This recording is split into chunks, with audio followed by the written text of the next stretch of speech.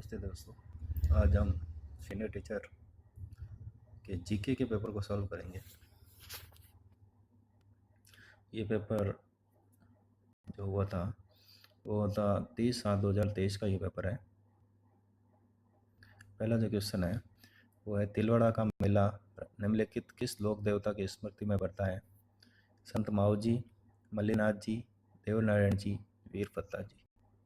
तो यहाँ पर जो राइट आंसर हो जाएगा, तिलवाड़ा का मंदिर, तिलवाड़ा का मेला मल्लीनाथ जी की स्मृति में बढ़ता है। तो यहाँ पर जो राइट आंसर होगा वो होगा मल्लीनाथ जी। दूसरा क्वेश्चन है, बीकानेर के निकट समराथल को किसने अपना कर्म स्थल बनाया था? गोगा जी, बाबू जी, धन्ना जी, जाम्बो जी। तो समराथल को कर्म स्थल बनाया था यहाँ पर जम्बो जी ने समराथल को कर्म स्थल बनाया था। अगला क्वेश्चन है, निम्नलिखित में से कौन सा मंदिर स्थापत्य कला की मारू गुर्जर शैली का है? समाधीश्वर मंदिर, किराड़ू का सोमेश्वर मंदिर, अहवा का कामेश्वर मंदिर, नागदा के सास बहू के मंदिर। तो यहाँ पर राइट आंसर जो है वो यहाँ पर हो जाएगा समाधीश्वर मंदिर, जो कि चित्तौड़ के दुर्ग में स्थित है। चौथा सवाल है, कलाकार निहाल चंद चित्रकला के किस स्कूल से संबंधित है? तो कलाकार निहाल चंद किस स्कूल से संबंधित है? निहाल चंद यहाँ पर किशनगढ़ स्कूल से संबंधित है। किशनगढ़ स्कूल से संबंधित है। पांचवा जो क्वेश्चन है वह, राजस्थान में त्योहारों की शुरुआत श्रावणी तीज से होती है और अंत होता है हरियाली तीज से, चतरा चौथ से, शीतलाष्टमी से या फिर गणगौर से। तो अंत यहाँ पर अपना त्योहार का होता है, अंत होता है गणगौर से, अंत होता है गणगौर से। अगला नेक्स्ट क्वेश्चन है, सिरोही राज्य का राजस्थान में पूर्ण विलय कब हुआ था? 5 जनवरी 1949 को, 1 नवंबर 1956 को, 15 जनवरी 1950 को, 25 जनवरी 1950 को। तो सिरोही राज्य का राजस्थान में पूर्ण विलय हुआ था 1 नवंबर 1956 को। ऑप्शन नंबर सेकंड यहाँ पर राइट हो जाएगा, ऑप्शन नंबर सेकंड। अगला क्वेश्चन है, गौरी नृत्य का संबंध किस जनजाति से है? कालबेलिया से, भील से, बंजारा से या गरासिया से। गौरी नृत्य का संबंध यहाँ पर जो है वो भील जनजाति से है। ऑप्शन नंबर 2 यहाँ पर जो अपना राइट हो जाएगा। अगला क्वेश्चन है, अहिरवाटी बोली राजस्थान के किस क्षेत्र में बोली जाती है? अहिरवाटी मारवाड़ में बोली जाती है, मेवाड़ में, ढूंढाड़ में या फिर मेवात में। तो अहिरवाटी बोली राजस्थान के मेवात क्षेत्र में बोली जाती है। ऑप्शन नंबर 4 यहाँ पर राइट हो जाएगा। अगला क्वेश्चन है, किस संविधान संशोधन अधिनियम द्वारा राजस्थान में राज प्रमुख के पद को समाप्त कर दिया गया था? 5वें संविधान संशोधन अधिनियम, 6ठे संविधान संशोधन अधिनियम, 7वें संविधान संशोधन अधिनियम, 8वें संविधान संशोधन अधिनियम। तो राज प्रमुख के पद को समाप्त किया गया था यहाँ पर 7वें संविधान संशोधन अधिनियम द्वारा। तीसरा यहाँ पर राइट हो जाएगा, तीसरा ऑप्शन यहाँ पर राइट हो जाएगा। अगला क्वेश्चन है, राज्यपाल द्वारा प्रख्यापित अध्यादेश की मंजूरी आवश्यक है? राष्ट्रपति द्वारा, राज्य विधानमंडल द्वारा, राज्य परिषद के मंत्रियों द्वारा, इनमें से कोई नहीं। तो यहाँ पर जो है राज्यपाल द्वारा प्रख्यापित अध्यादेश मंजूर किया जाता है राज्य विधानमंडल द्वारा। दूसरा ऑप्शन यहाँ पर राइट हो जाएगा, दूसरा ऑप्शन राइट हो जाएगा। 11वां सवाल है, आपातकाल के दौरान राजस्थान के मुख्यमंत्री कौन थे? आपातकाल के दौरान राजस्थान के मुख्यमंत्री कौन थे? मोहनलाल सुखाड़िया, हरिदेव जोशी, शिवचरण माथुर, भैरव सिंह शेखावत। तो दोस्तों यहाँ पर आरपीएससी द्वारा इस क्वेश्चन को यहाँ पर डिलीट किया गया था। अगला क्वेश्चन है, मध्यकाल में खन्ना एक प्रकार का था, जूता, आभूषण, वस्त्र, सिर का पहनावा। दोस्तों यहाँ पर भी आरपीएससी द्वारा इस क्वेश्चन को भी क्या गया था, डिलीट किया गया था। अगला जो क्वेश्चन है 13, वह राजस्थान के लोक सेवा आयोग के बारे में निम्नलिखित में से कौन सा कथन सही है? नीचे दिए गए कूट में से सही उत्तर का चयन कीजिए। ये है राजस्थान लोक सेवा आयोग अध्यादेश 20 अगस्त 1949 को प्रभाव में आया। बी, राजस्थान लोक सेवा आयोग की स्थापना 22 दिसंबर 1949 को हुई थी। सी है जयपुर, जोधपुर और बीकानेर में लोक सेवा आयोग 16 अगस्त 1949 को समाप्त कर दिए गए। तो दोस्तों यहाँ पर जो है तीनों ही बातें सही है, यहाँ पर तीनों ही बातें सही है। ठीक है, ए भी सही है, यहाँ पर बी भी सही है और सी भी सही है। तो यहाँ पर जो अपना चौथा ऑप्शन है, तो चौथा ऑप्शन अपना यहाँ पर सही हो जाएगा। ए, बी और सी तीनों सही है। अगला सवाल है, निम्न में से कौन सा कथन राजस्थान मानवाधिकार आयोग के संबंध में गलत है? यह आयोग राज्य में मार्च 2000 से क्रियाशील है। वर्तमान में इसमें अध्यक्ष सहित कुल 3 सदस्य है। राज्य सरकार द्वारा आयोग के गठन की अधिसूचना 1999 में जारी की गई। आयोग स्वायत्त संस्था नहीं है। तो इसमें से एक ऐसा है जो गलत है, राजस्थान मानवाधिकार आयोग के संबंध में गलत है। तो यहाँ पर राजस्थान राज्य मानवाधिकार आयोग मार्च 2000 से क्रियाशील है, सही है। वर्तमान में इसमें अध्यक्ष सहित कुल 3 सदस्य है, सही है। राज्य सरकार द्वारा आयोग के गठन की अधिसूचना 1999 में जारी की गई, ये भी सही है। आयोग स्वायत्त संस्था नहीं है, ये गलत है। तो यहाँ पर जो अपना राइट आंसर हो जाएगा वो यहाँ आ जाएगा ऑप्शन नंबर 4। ऑप्शन नंबर 4 यहाँ पर अपना राइट आंसर होगा। अगला क्वेश्चन है, अगला क्वेश्चन 15वां क्वेश्चन है, निम्नलिखित में से कौन राजस्थान के मुख्य सचिव थे जब भारतीय राष्ट्रीय कांग्रेस दिसंबर 2018 में सत्ता में आई? श्री अशोक जैन, श्री निहाल चंद गोयल, श्री निरंजन कुमार आर्य, श्री देवेंद्र भूषण गुप्ता। तो यहाँ पर जो राइट आंसर हो जाएगा अपना ऑप्शन नंबर 4, यहाँ पर राइट आंसर हो जाएगा श्री देवेंद्र भूषण गुप्ता। अगला क्वेश्चन है, 11वीं अनुसूची में सम्मिलित किए गए विषयों की संख्या है 22, 29, 25, 18। तो 11वीं अनुसूची में जो विषय शामिल किए गए थे उनकी संख्या थी 29। ऑप्शन नंबर 2 यहाँ पर राइट होगा। 17वां सवाल है, राजस्थान में किन वर्षों में राष्ट्रपति शासन लागू किया गया था? तो किन वर्षों में राष्ट्रपति शासन लागू किया गया था? राष्ट्रपति शासन दोस्तों लागू किया गया था, ऑप्शन नंबर ए यहाँ पर सही हो जाएगा, 1963, 1977, 1980 और 1992 के अंदर राष्ट्रपति शासन लागू किया गया था राजस्थान में। अगला जो सवाल है 18वां, वो है, राजस्थान विधानसभा के लिए पहले आम चुनाव में कांग्रेस के बाद जिस राजनीतिक दल को सर्वाधिक स्थान प्राप्त हुए वह था भारतीय जनसंघ, हिंदू महासभा, भारतीय जनता पार्टी या फिर राम राज्य परिषद। तो यहाँ पर जो राइट आंसर अपना होगा वो हो जाएगा ऑप्शन नंबर 4, राम राज्य परिषद। अगला जो क्वेश्चन है 19वां, वह है, हाल ही में किस राज्यसभा सदस्यों को राजस्थान की राज्य स्तरीय जन अभियोग निराकरण समिति का सदस्य मनोनीत किया गया है? ये दोस्तों करण जी का क्वेश्चन उस समय पूछा गया था, तो इसका आंसर था ऑप्शन नंबर 3, इसका राइट आंसर था नीरज डांगी। अगला क्वेश्चन है, वर्ष 2023 में राजस्थान के मुख्यमंत्री ने राज्य के कितने शहरों में ग्रीन लंग्स विकसित करने की घोषणा की थी? 4, 13, 2 या फिर 15? तो इसका जो राइट आंसर होगा वो होगा ऑप्शन नंबर 2, 13। अगला क्वेश्चन 21 नंबर है, पंचायती राज विभाग के अनुसार राजस्थान के प्रत्येक जिले में औसतन कितनी ग्राम पंचायतें हैं? प्रत्येक जिले में औसतन कितनी ग्राम पंचायतें हैं? 340, 341, 342 या फिर 343? तो इसका जो राइट आंसर होगा वो होगा 342। 3 नंबर यहाँ पर तीसरा ऑप्शन यहाँ पर अपना राइट आंसर होगा। अगला क्वेश्चन है,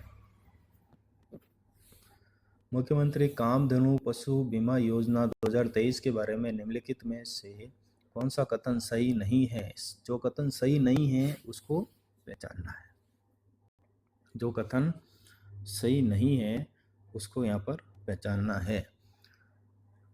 एक नंबर है, इस योजना से 20 लाख से अधिक पशुपालकों को लाभ होने की अपेक्षा है। राज्य के वर्ष 2023-24 के लिए बजट में इस योजना में व्यय करने के लिए रुपये 750 करोड़ का प्रावधान रखा गया है। इस योजना के तहत प्रत्येक पशु के बीमा की सीमा अधिकतम रुपये 40,000 है।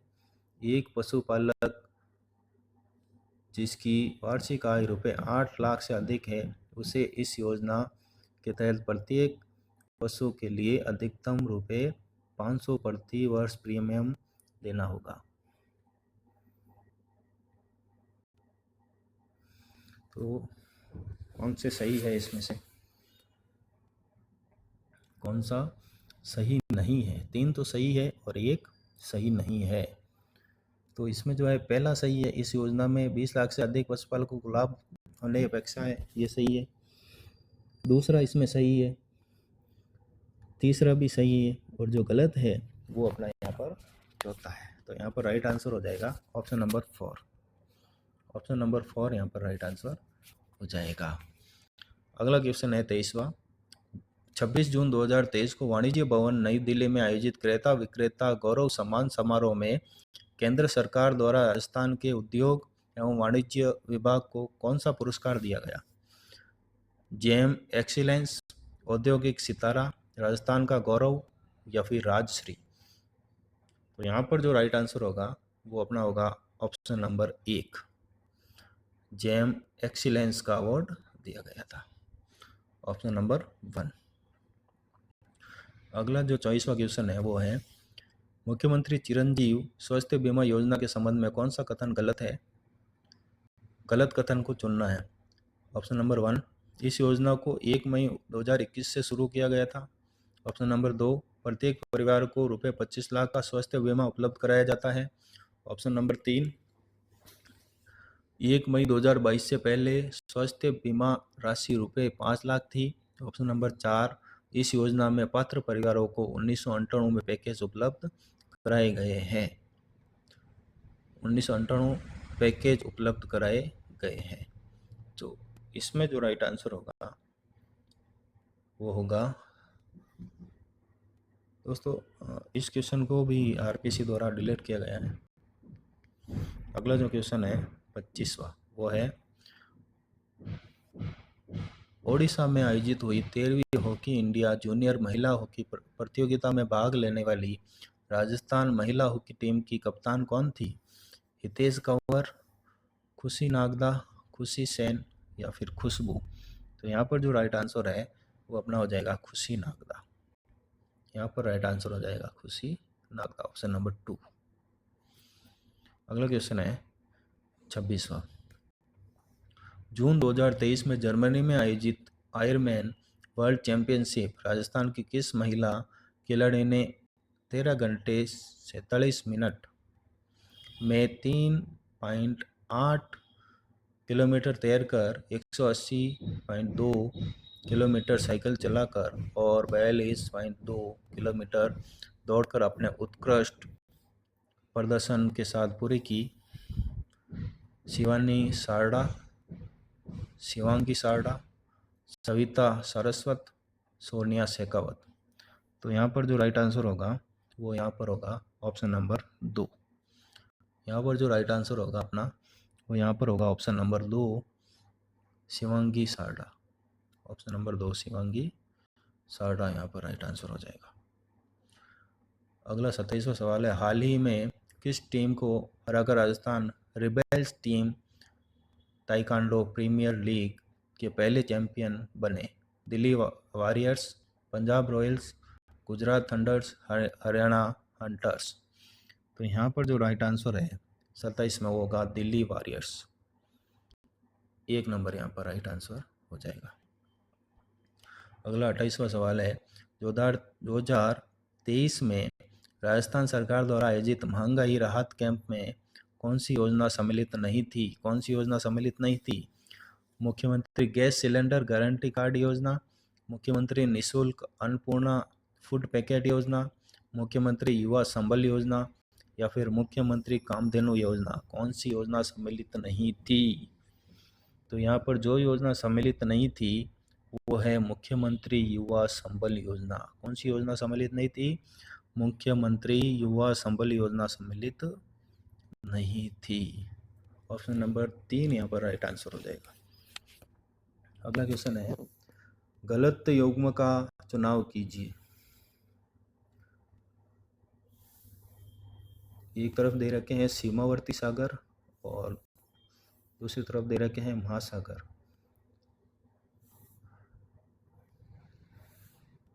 तो यहाँ पर जो है अपना 29वें सवाल में जो राइट आंसर होगा वो होगा ऑप्शन नंबर 4। ऑप्शन नंबर 4 यहाँ पर गलत होगा। बेरिंग प्रशांत महासागर सही है, बाल्टिक अटलांटिक महासागर सही है, लाल हिंद महासागर सही है, लेकिन ये चौथा जो है वो यहाँ पर गलत है। ठीक है, अगला जो क्वेश्चन है अपना, निम्नलिखित में से किस क्षेत्र में अत्यंत शांत स्थिति रहती है तथा पवन की क्षैतिज गति का अभाव रहता है? तो यहाँ पर जो राइट आंसर होगा ऑप्शन नंबर क्वेश्चन नंबर 3 में वो यहाँ पर एक अपना राइट आंसर हो जाएगा। 10 डिग्री उत्तर से 10 डिग्री दक्षिण के बीच पवन की क्षैतिज गति का अभाव रहता है। एक नंबर यहाँ पर सही हो जाएगा। अगला सवाल है 31 नंबर का, विश्व ओजोन दिवस कब मनाया जाता है? 5 जून, 16 सितंबर, 22 मई, 25 दिसंबर। तो यहाँ पर ओजोन जो दिवस है वो मनाया जाता है 16 सितंबर को। विश्व ओजोन दिवस 16 सितंबर को मनाया जाता है। विश्व ओजोन दिवस 16 सितंबर को मनाया जाता है। अगला क्वेश्चन है, निम्नलिखित देशों का सही अवरोही क्रम उनकी कुल जनसंख्या अनुसार है। 2023 के अनुमान के अनुसार बताना है। तो यहाँ पर 32 के क्वेश्चन में यहाँ पर राइट आंसर होगा ऑप्शन नंबर 2, बी, सी, ए और बी। ऑप्शन नंबर यहाँ पर राइट आंसर हो जाएगा ऑप्शन नंबर 2, सी, बी, डी और ए। ऑप्शन नंबर 2 यहाँ पर राइट आंसर हो जाएगा, सी, बी, डी और ए। अगला 33वां सवाल है, राजस्थान की किस महिला खिलाड़ी ने उत्तराखंड की एंजल पुनीरा के साथ हाल ही में लखनऊ में आयोजित बैडमिंटन की ऑल इंडिया सब जूनियर रैंकिंग टूर्नामेंट के अंडर 15 मिक्स डबल्स का खिताब जीता है? तो यहाँ पर जो राइट आंसर होगा वो होगा ऑप्शन नंबर 2, जंगजीत काजला। जंगजीत काजला यहाँ पर राइट हो जाएगा। अगला क्वेश्चन है,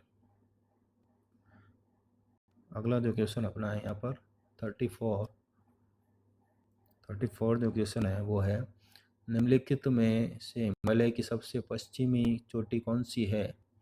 गौरीशंकर, मकालू, नामचा बरुआ या धौलागिरी। तो हिमालय की सबसे पश्चिमी चोटी है धौलागिरी। सबसे पश्चिमी चोटी कौन सी है? धौलागिरी। ऑप्शन नंबर 4 राइट हो जाएगा। अगला क्वेश्चन है, पूर्णा, गिरना और पंजारा। पूर्णा, गिरना और पंजारा किस नदी की शाखाएं हैं? ब्राह्मणी की, कावेरी की, नर्मदा की या फिर ताप्ती की। ताप्ती को तापी भी कहते हैं।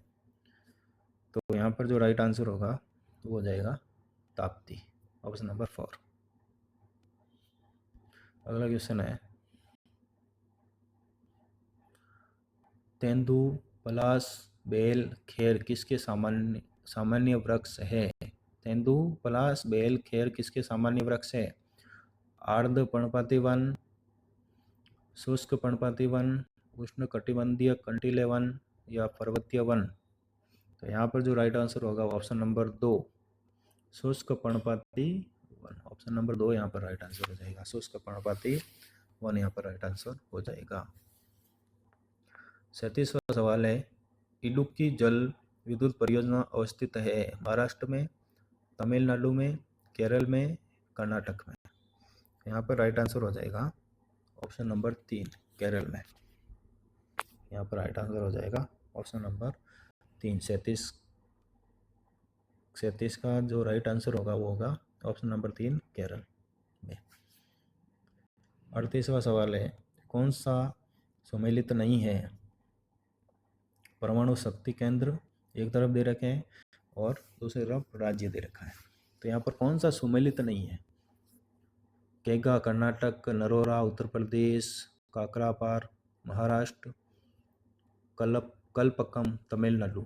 तो यहाँ पर जो अपना सम्मिलित नहीं है वो यहाँ पर ऑप्शन नंबर 3 यहाँ पर राइट आ जाएगा।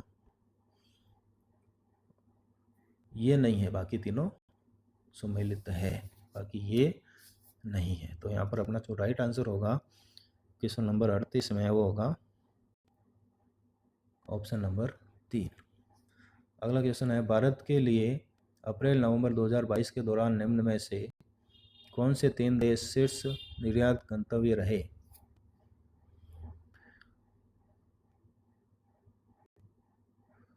यूएसए, यूएई और चीन, यूएसए, यूएई और नीदरलैंड्स, यूएसए, सऊदी अरब और चीन, यूएसए, सऊदी अरब और यूएई। तो यहाँ पर जो राइट आंसर होगा वो हो जाएगा ऑप्शन नंबर 2।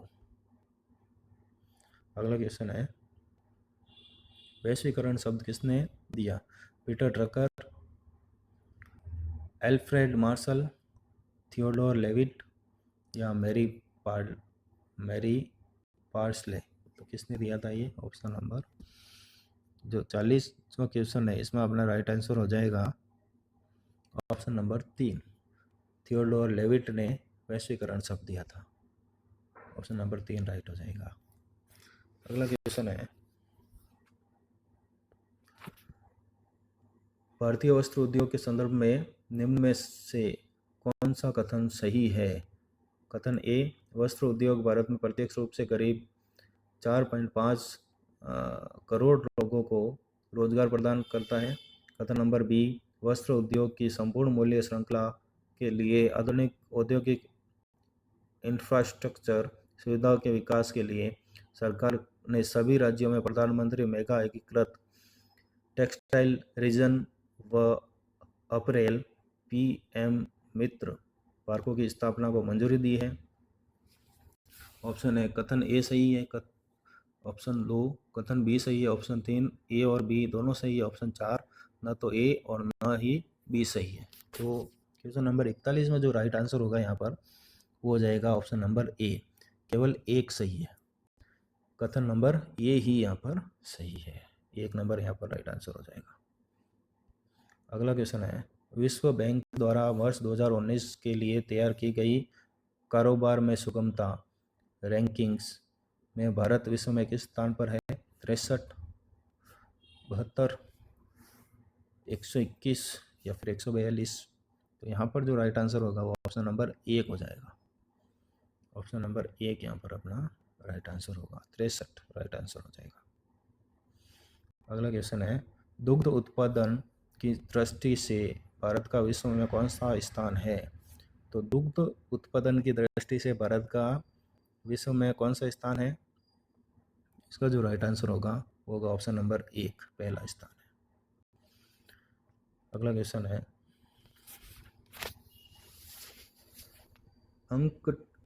अंकटाड की 2022 की विश्व निवेश रिपोर्ट के अनुसार 2021 में विदेशी प्रत्यक्ष विनियोग प्राप्त करने वाले चोटी के 20 मेजबान देशों में भारत का स्थान क्या था?